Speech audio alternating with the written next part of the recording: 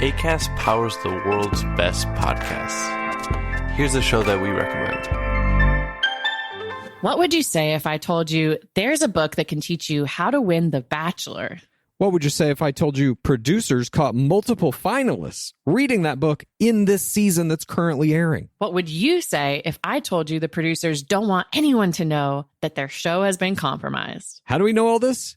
We wrote that book. I'm Lizzie Pace. And I'm Chad Kulchin. We're the authors of How to Win the Bachelor and the hosts of the Game of Roses podcast, a bi-weekly podcast where we break down all the biggest plays, errors, and MVPs in the game of reality television. Listen to Game of Roses wherever you get your podcasts and go to howtowinthebachelor.com to get our book.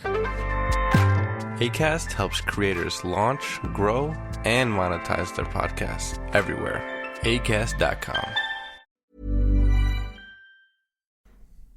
Hey, quick note from me before we get into our episode today. I just wanted to say a huge thank you from me and Kathy to all of our new patrons over at our Patreon page at patreon.com/thecinemile. So a huge thank you to Chris Green, to Martin Murphy, to Jordan, to HJG, to David McLean, Quinner, Shazad, Jason Clarkson, Karen Forsyth, and to Grace. And a huge thank you from both of us for subscribing and supporting the show over there for $2 or $3 or even £1 a month. And they've gained access to all of our back catalogue of retro movie reviews and loads of TV reviews there. And we're just about to watch Jurassic Park tonight, so that's going to be up there very shortly.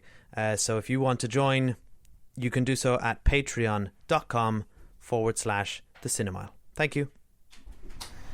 Hi, it's Dave here. This is my wife, Kathy. Hello. This is The Cinemile, the podcast where we walk home from the movies. Today we're going to see Scream 5. Or Scream, as it's called. I don't know how they can release a movie with the exact same title. It's such a frustrating thing to me. confusing. And I blame Apple. I think they did this first when they released the iPad, I want to say like 5 or 6. And they just called it iPad. Anyway, we're going to see Scream 5. And we actually rewatched the original Scream way back when in one of the lockdowns of 2020 at Halloween. And Yeah, so that's in this feed. If you Yeah, want to scroll back if you wanna and scroll back. find that. It's about a year and a half ago. we had a great time with it. We thought it really, really held up. It continues to be a very clever script. It's funny.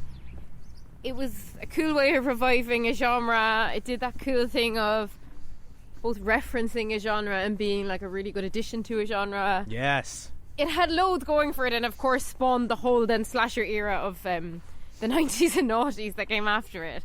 So resurged the whole genre. It's quite a cool thing. And directed by the man who kicked the genre off. Yeah, like So there was a lot going for it. Really neat to look. And really, like, it was just a real formative movie for us as teenagers, I think, as well, in the 90s. For sure. And it's like definitely one of the first horror movies I ever saw. It's so iconic. So I don't really remember any of the other movies, if I'm being honest, albeit I think I've seen them all. But I am excited for this one because it's a franchise that I have respect for, and I like to see the old cast coming back. And I caught a trailer for this before The Matrix, and it looks like they're pretty much all back. I have no feelings towards this at all. I just like I'm the not. wrong time of year. Why is it out in January? Yeah, it's weird, isn't it? I presume it was maybe supposed to be out in October and got Yeah, did delayed. they delay it? Like it's way off the timing. I would imagine what happened is probably all the movies in 2020 got delayed, right? Because no movies came out in 2020. Then too many movies came out in 2021.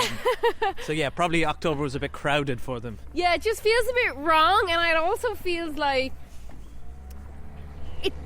to me like slasher movies are kind of gone now, and like I know this resurged the genre back when it did, and like you could have said in the 90s the slasher movies were gone, but Maybe like, they'll do it again. Yeah, I don't really see that this is going to do that, and like because it's January, because it's a slasher movie, I'm not hugely excited. However, because I'm a fan of the original and they've brought the cast back, which is generally a good sign. Yeah, It just feels really weird. In the same week, we're going to see The Matrix and Scream. Like, is this the 90s? yeah, It's weirding me out. it is a bit odd. It's weird. Yeah, but And it's we- also kind of exhausting. Like, I mean, this is the stuff.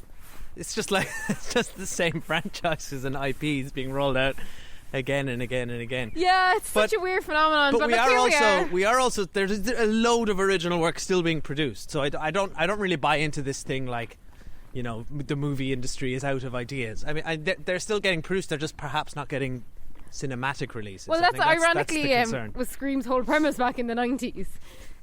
What we'd always referenced old movies so well and the entire genre so well. So I'm interested to see how if they elevated it all. So let's go and see it in this not at all month of January, not at all scary month of January. Spooky January. It's not spooky. But no, I'm excited to see it, especially because they've got Neve Campbell and Courtney Cox and David Arquette back. Yeah. Particularly interested to see Courtney Cox and David Arquette because it's like a really interesting thing.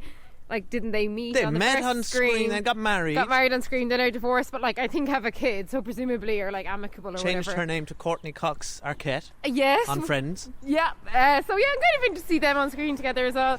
But I hope there's some originality in this, and it's not just relying on our appreciation of the first movie. Yeah. I think in general this franchise is renowned for being quite meta and self-aware. And I remember I have good memories of Scream 4, which I haven't seen since, but that was probably around 10 years ago. And I thought that was quite winky and knowing in and of itself. I remember Emma Roberts being in it. It was quite enjoyable. Oh, yeah. And as well, we were huge fans, like oddly huge fans of the Scream TV series that came out. Oh, that was quite good. Yeah, we really enjoyed that. We binged the whole first season of that. Yeah. Okay, I'm more interested now. Let's All go. right. I'm talking myself into it. We will see you on the other side. Here we go. Scream 5. Hello? It's happening. 3 attacks so far. Do you have a gun? I'm Sydney Prescott. Of course I have a gun. Something about this one just feels different.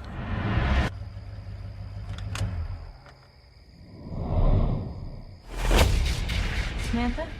I know who you are. I've been through this a lot. This is your life now, which means that whoever this is going to keep coming for you. You ready for this? Never.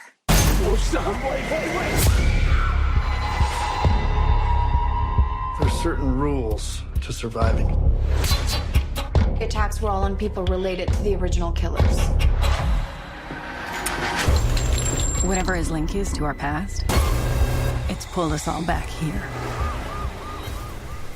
Hello, we're back. We've just seen Scream 5, and I'm just going to call it that for Yeah, because it's too confusing. I have a question for you. Yeah. Oh, do you now? Do you like shitty movies? Oh. Yeah. We didn't enjoy this, guys. That was pretty brutal. I will say up front, I've got. Can one or I two say positives. up front?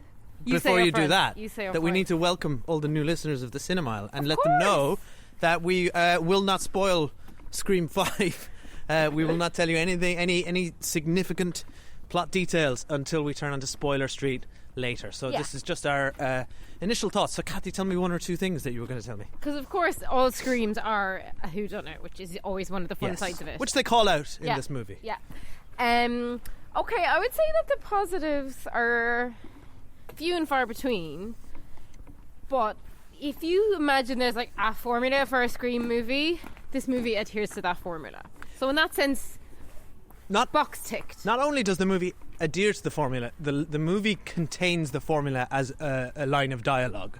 Yeah. Right? As a monologue. The movie is entirely They self-referential. call out what the formula is. Yeah, so and what kind of sequel this is. They do some kind of clever theorising around how horror has evolved. They reference like the they call kind of Babadook, elevated Jordan horror. Peele. Yeah. So there's clearly a lot of film knowledge in here about horror genres. It ticks all the boxes of a Scream movie. It is, as we noted when we watched the first Scream movie a year and a half ago, there was no one of colour in the cast. This cast is way more diverse. I'm really pleased to see that. And I was really pleased to see Neve Campbell and Courtney Cox and David Arquette come back. And I felt like they added a lot. As they said within this movie, to do a requel, as this is called, you need to have the original cast members to add weight to it. I agree with it. I think they added it weight. But I actually feel like most of the reason I enjoy them is because of like a sense of nostalgia of the first movie and liking those actors more than anything to do with what they did in this movie, which is pretty minimal. Yeah.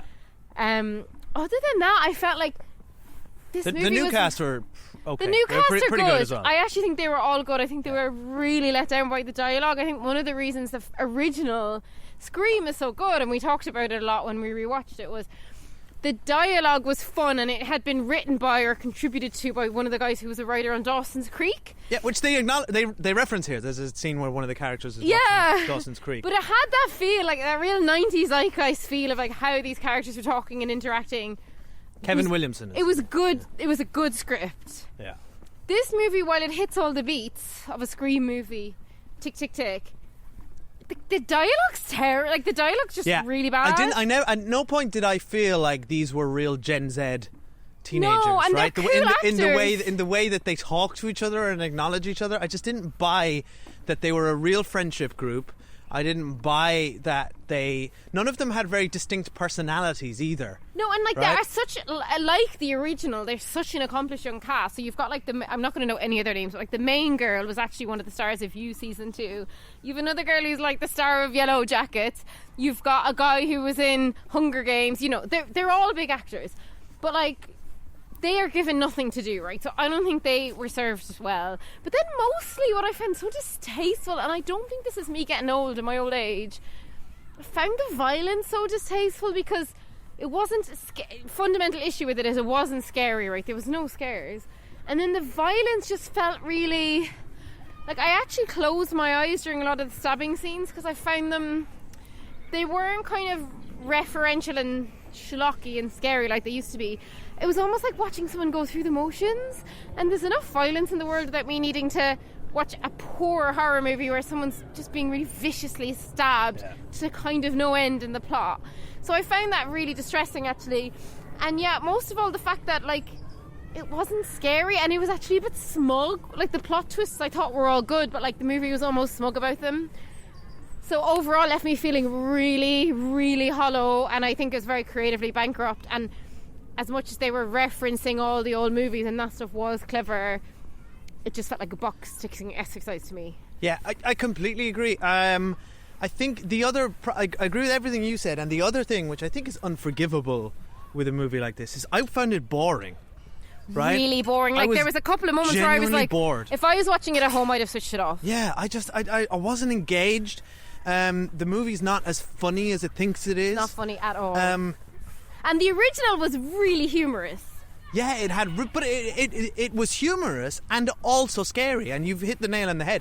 There's nothing scary in this, and I fully acknowledge, by the way, Kathy's right that we have changed. Right, we're a lot older. We're older. We're probably we're probably a little bit jaded. We've seen 4 other Scream movies. But there wasn't even any shouts in my audience. Now, granted, it's an 18s movie, and our audience was like basically people our age. But like when I think of, I have to remember that I was a teenager when I watched the first one, so it was a very different experience watching teenagers. But I don't know, I was just like, who's this movie There was no for? energy. Yeah, it's 18s. Do you remember? They should have made it under 18s, to be honest, had less violence in it, and then made it actually connect with young teens. There's an energy to a horror movie at the cinema that, like, I haven't really seen it.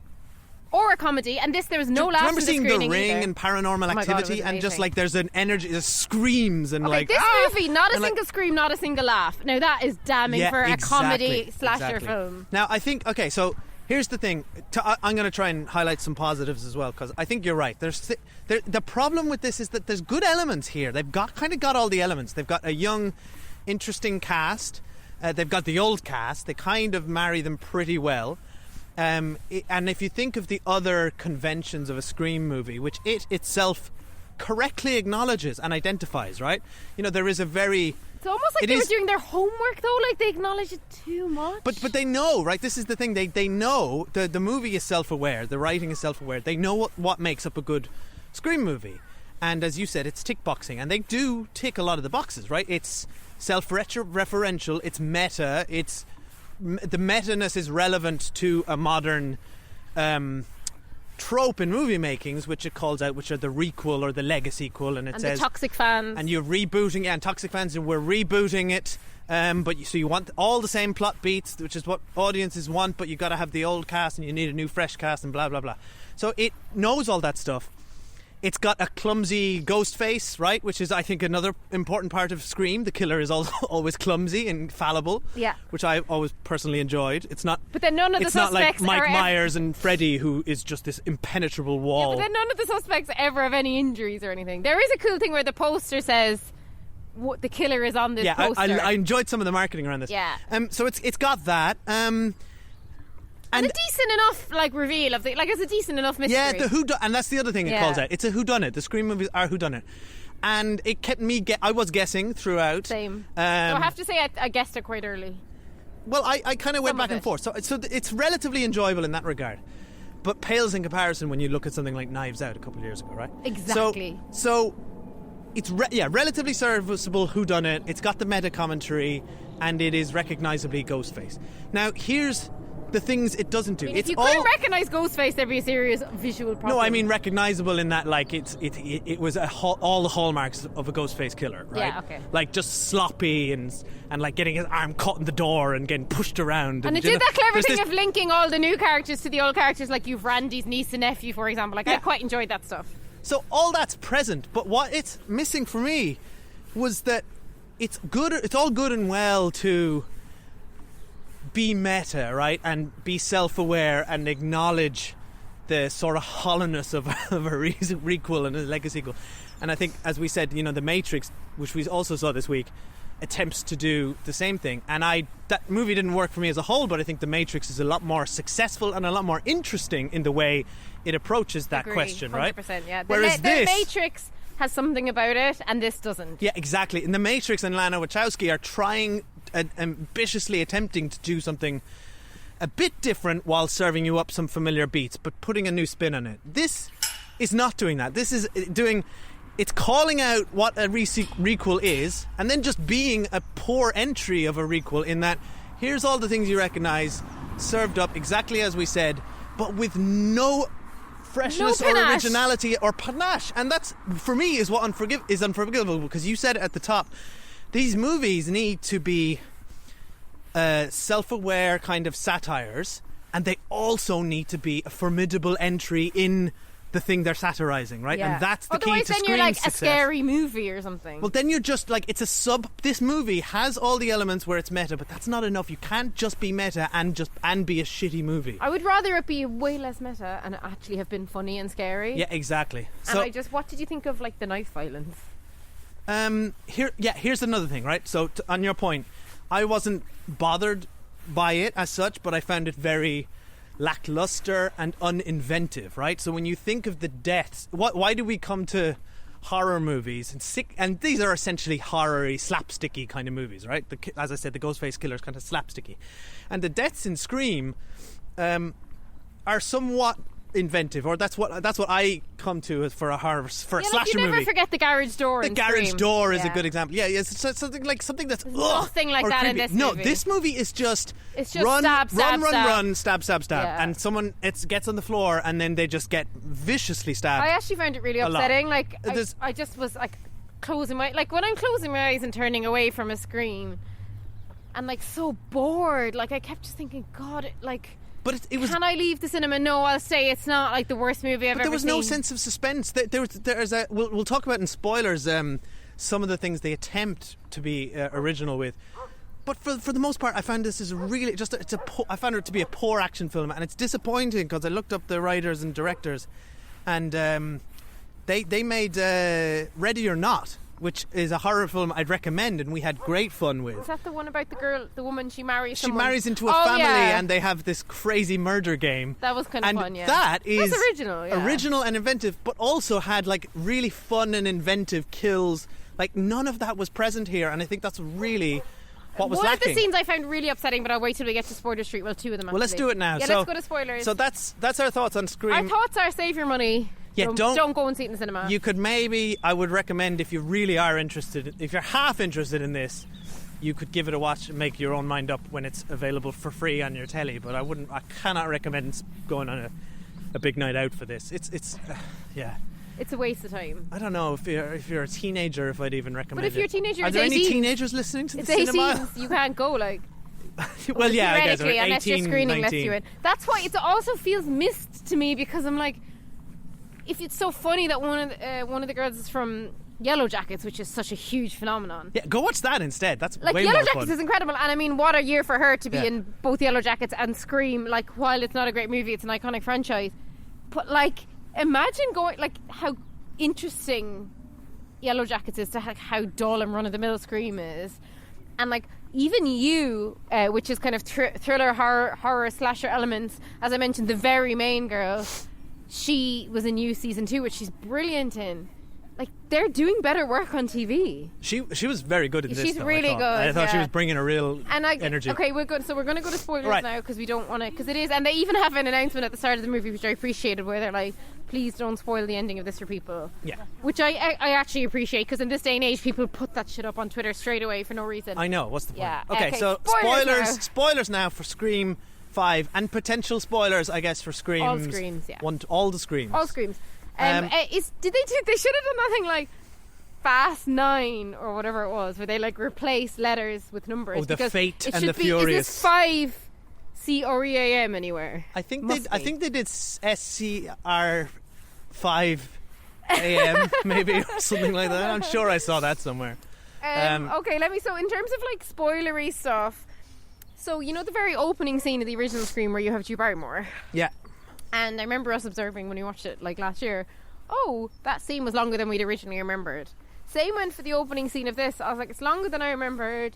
I appreciate it's clever, like the Babadook references. I found the stuff about like a smart home where you can control locks on your phone. Oh, that was kind of interesting. Really scary, Yeah. actually, because I'm really against smart homes, and I was like, haha, I've been proven right. And then also, I enjoyed when they were like, oh, the friend's phone was cloned, because if you recall, when we watched the original Scream, they had cloned Sydney's dad's phone. So that's actually like a little trope of this genre, a little throwback to that. But I found the actual stabbing like sickening, like stomach turning. Oh, wasn't it? I thought it was horrible, and it's probably very like what they done back to Drew Barrymore in the day. I just feel like horror's way evolved past this, and like much like when I watched The Matrix, and I actually found the gun violence really upsetting and unnecessary. I found the stabbings really upsetting and unnecessary in this, and then the one that I found just horrible was that scene where like the young guy and his mom's a cop, and there's kind of a good little twist where the mom's coming back to get him, and then the mom gets stabbed. Okay, fine. But then even he's that, in even the that shower. was just like, you know that scene where he comes out of the shower and then he's like, "Woo, what's behind you?" Closes the door, nothing's behind him. They did like 7 feints where it was like he was about to be stabbed but wasn't. So by the time he was actually stabbed, I was so over it. Like, they weren't playing with the genre anymore. It was just boring. Yeah. Like, at no point I was just like, could you fucking get on with it and stab him? But I've seen that done. Do you know what I mean? I've seen I've seen people play with the open the door, close the door, there's nothing there mechanic. That's and just they so must have done like 8 of them. so dull. But then what I thought was vicious was the way he was actually stabbed. It was fucking disgusting. Like, That was through one his of mouth. that was one of the I actually ones. was like, I'm not looking. Like, it was just, and he was a nice character. Like, I didn't. It's funny you mention It that wasn't because like, you know the way the Rose McGowan and the garage door stuff was like kind of comical in a sick, twisted way. Yeah. This is just like you're just stabbing someone in the mouth. it's something like. I think they got a little wrong. I don't think the Scream, and correct me if I'm wrong, listeners, but like I don't think the Scream movies have ever been particularly gory, right? I think they are sort of, there's obvious violence and brutal, and it is as the in movie franchise is called. It's about stabbing, but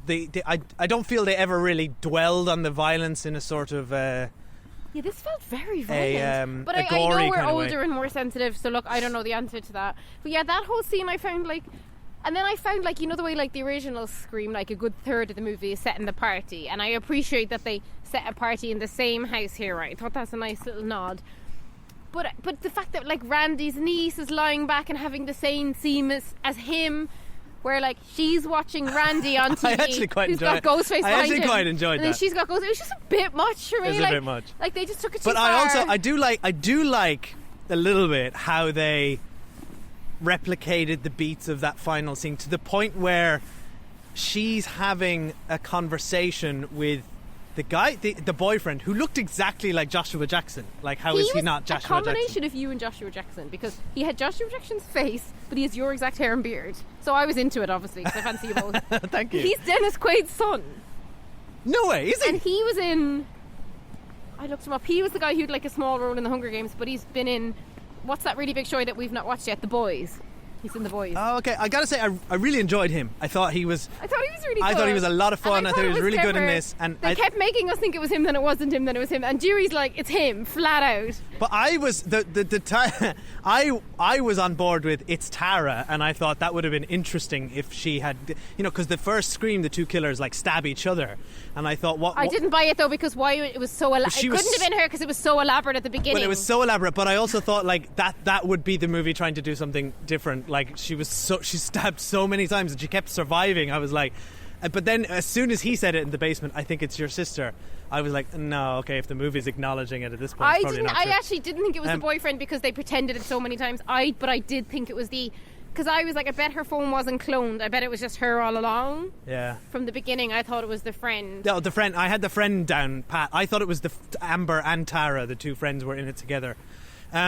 And I thought it was going to be somewhat of a commentary as to like Gen Z being completely.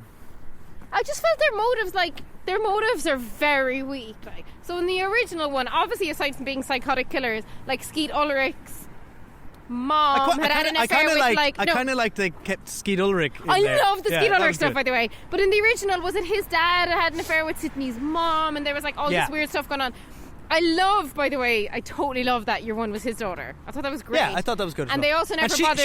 She was really good in this as well. She was good. They also didn't bother introducing their mom to us because I think that makes sense because she was supposedly in high school with them, but who was she?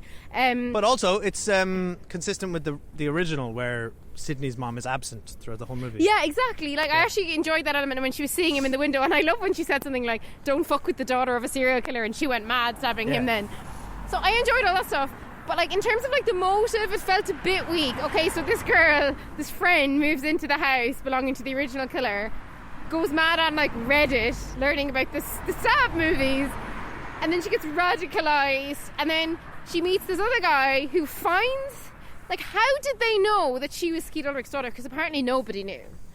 I mean, I know the mom had carelessly left diaries lying around. They don't explain that. Yeah, I guess. The mom, diaries. First of all, if I was pretending you were the father of my baby, but you weren't really, I wouldn't write it all in a diary and just leave it up in the attic to be found. Wasn't there a throwaway line where they said something like, "Oh, she was a drunk and was telling everyone around town" or something? No, I don't know. But either way, the diary thing was a bit implausible. But anyway, so then she meets this kind of messaging board. Then he goes off and finds the girl, gets a job in the bowling alley where she works, hooks up with her. Yeah. Like, it's a really long game they're playing here. Also that he can frame her as the actual killer to make a better movie. I mean, it's just too much. Like, I felt like in the original, I believed them. But that was more. Skeet Ulrich and the other guy, the two killers in that were only doing it to make a good story in a movie out of it. Yeah, but my point is, how many psychotic teenagers are willing to kill people just for movie plots? They all live in Woodsboro. Are we in the fifth movie? Now I don't remember the other movie, so maybe it wasn't. There was one definitely where she was away at college. There's just like, it's so implausible now. I cannot believe that these characters would do that. Maybe one of them. Sorry, you found two more teenagers who are willing to do it. I mean, I'm okay with this. I don't care. The thing I quite enjoyed was that they were overlaying the beats from the original film, but with the same proxy characters. So when in that moment where you're talking about where Randy's niece is sitting on the couch watching Stab, where the version of Randy is saying the same lines as her in the same situation, the boyfriend character says, "Oh, I'm just going down to the basement to get some beer. I'll be right back." Oops! But the proxy who had said that in the original movie was also the killer. Yeah, you're right. So I kind of like that they were nodding. There was a lot of nodding in that, but that I quite enjoyed. And the girl who went down to the garage door, obviously the garage door didn't close on her because she wasn't the killer. Yeah, I enjoy there's like a gay storyline in there. I enjoy all that stuff of like making it, more appropriate for today's audience. But what was confusing to me was the character. I didn't really. We got sort of okay, she's the Randy proxy, right? She's the movie fanatic. But that only emerged halfway through the movie when she had that whole monologue. None of the characters were very well defined. The guy who you referenced, who had the bleached tips, which I thought was a nice nod to the 90s. I really liked him. I don't know why I was so sad when he died. It just felt fucking horrible. Well, it was just he got no screen. Nobody really got any time to be a character. And yeah, then there was you're also bringing in like the OGs. Yeah. Dewey actually got the best character arc, I thought. And yeah, like, and David Arquette's doing some good sad. when they said we had to kill sack. Dewey to make it matter, I was like, yeah, that is what made it matter to me. Like, if Dewey hadn't died, I don't think I'd have But particularly it was cared. also stupid. I mean, I know in horror movies you're supposed to say, "Oh, don't do that. That's stupid." But like, why did Dewey walk back by himself to shoot that person in the head? Anyway, like, why am I complaining But about there this? would also like stupid Neve movie? Campbell and like Courtney Cox. I really appreciated seeing them on screen together. I really liked the scenes with Courtney Cox and David Arquette. Like, I enjoyed all of that. Right. I just don't believe that Sydney would have come back. She appears to be living in like a completely different Well, place. she came back when he died, which was enough of a reason, I think, to be there for Gale. But like, Come on, her and Gail are like acquaintances at best. I know, right? And yeah. then well, what they I have find survived mad- several traumatic events together. That's true, and I'm sure for the actors it would have been fun to like do it again. But like, what bugged me about Gail and Sydney's plot is, and I know this has probably always been the case, but like they're just there to murder people and extract their own brand of justice. Like, they weren't necessarily they're full-on vigilantes They weren't now. doing stuff in self-defense. Like, they deliberately put themselves into a dangerous situation just to kill someone. Yeah. And like that bit where they That is- actually that is quite- like that girl quite went on dark. fire. Like, that's fucked up. Yeah. Like, it's grim. Like, and like when Dewey shot the guy, it really bugged me. It's like, we know he's wearing a bulletproof vest, or she. It also didn't make any sense to me in that scene. This is where it never properly works. The height face thing. of it was like a 6'4" yeah, man. she's like a skinny she's little a girl. tiny little teenager. Like, you would know if she was wearing that mask and costume. Like, whereas when yeah, it's the it boyfriend, never made sense. Yeah, exactly. Whereas when it's like the boyfriend, fine, he's like a man's body or whatever. So like, sorry, like, is she getting her Ghostface costume altered at like an alteration service? Yeah. Like, how does it fit her? And how is she able to overpower Dewey, who's like a fully grown muscular man? No, it doesn't make any It's sense. just like, and she's so skinny and little. Ridiculous. So look, like, I kind of have Anyway. enjoyed talking about it more than I enjoyed watching it. Like, I really mean it when I found it like a complete downer. Like, it is like I'm Yeah, it never was- watching another movie from this franchise. It was just dull. I mean, we just sat there kind of slumped, and I was Yeah. just kind of just waiting for it to be over. There was nothing. I wasn't engaged. I wasn't No. interested in anything, and I wasn't. I think if you're gonna, it's kind of like shooting yourself in the foot to be so meta as to call out, like, elevated horror, like the trend of how good horror movies are right now, because they are. It's like, And don't call mention out the Babadook and then give me this shit. Call out the Babadook, call out Jordan Peele, It Follows, all these amazing films. Talk about how they represent deeper themes. And like, all that made me come away with was just a reminder of how good horror films are and how bad this is. But what? Yeah, imagine mentioning Get Out in the same breath as like putting this shit out to him. But wouldn't it have been more interesting, and I would have preferred to have seen this, if they had made this sequel a meta commentary on that trend in horror? That would have been incredible. Right? Because That would have been incredible. like and have You've it, just pitched me Scream 6. like, that's or more Stab interesting. 9. Try and have a killer that's trying to like kill people based on some sort of societal theme and parody that. There's They tried to do that by being like, oh, it's about toxic fandom. They tried to bring in the toxic fandom kind of Star Wars thing right at the Yeah. end. That felt like someone needs to punch up the script, go in and rewrite that scene there for us, make it feel more contemporary. Thanks, job done. toxic fans could easily become serial killers. Yeah. That I actually believe. No, I with. felt like they actually were putting a metaphorical nail in the coffin of doing any more, because Gail Weathers says, no one's going to tell their story, I'm not writing a book on it, and there's not going to be a sequel. Yeah. And like, I'd be surprised if they got Courtney Cox and Neve Campbell to come back again. Do you know what I mean? Dewey's gone. And if they did it without any of them, it would just be pathetically laughable. Like, because even they've acknowledged within the context of this movie that you have to have the original cast. Well, yeah, let's see how it does at the box office, because ultimately that's the thing that will dictate it, right? I mean, judging by the 10 people that were at our screening, yeah. I can't January. Like, Spider-Man's got more airings than this, and that's been out for like 6 weeks. I mean, go see Spider-Man again instead of watching this. All right. Well, thanks for listening, everyone. If you want to chat with us about Scream or anything else, About Screams 1 through 5. if you just want to scream at us, you can do so at the Cinemile. All toxic fandoms are welcome.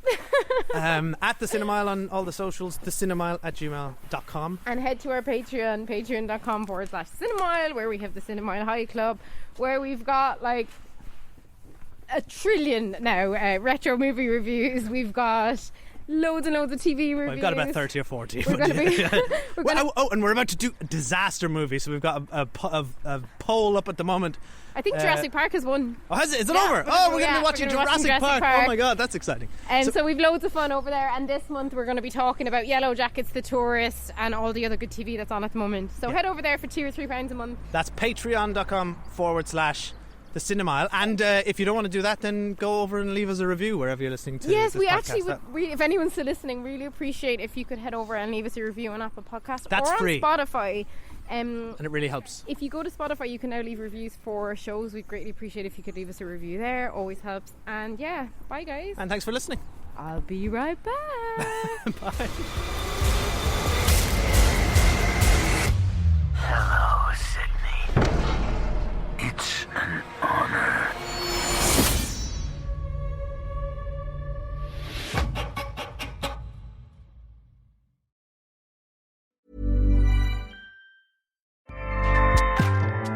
Acast powers the world's best podcasts. Here's a show that we recommend. Hey, I'm Kim Holderness. And I'm Ben Holderness. We host the Holderness Family Podcast every Tuesday. You may know us from the silly videos that we make online. Or a book about marriage called Everybody Fights. Or as winners of season 33 of The Amazing Race. Still can't believe that happened. Yeah. Listen, we do a lot of stuff, but our podcast is our most favorite thing. Yeah, because every week we get to sit down face to face, talk to each other about marriage, family, mental health, or just anything that we want to know more about. Sometimes we have expert interviews, sometimes it's just us, but our goal is to bring some joy and laughter into your life every week. Our other goal is that maybe you will learn something as well. Right, so search the Holderness Family Podcast and check out our most recent episodes. We have one about staying organized with creators of the Home Edit. And one about being diagnosed with ADHD as an adult. We hope you'll join us. Acast helps creators launch, grow, and monetize their podcasts everywhere. Acast.com.